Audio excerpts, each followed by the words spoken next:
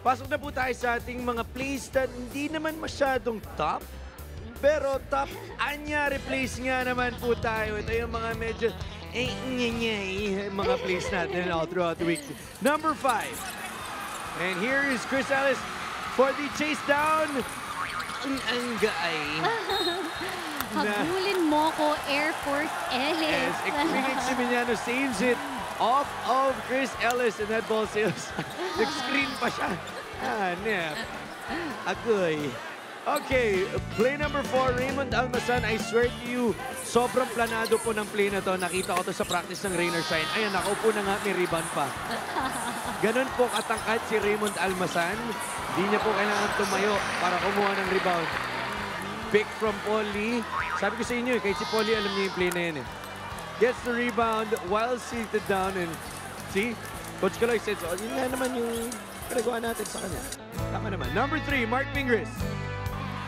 On Christmas Day. Get the rebound, Ping. Get the rebound. Anyay.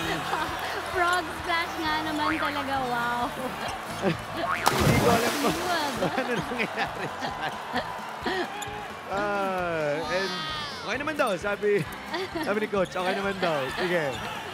And we move on into our number 2. Calvin Abueva seems to be doing cross-sport training. Ball tapped out. Ayan, save the ball. Naging libero. Wow, mukhang excited na rin tong si Calvin para sa ating volleyball season. Ayan, Yes. PSL players.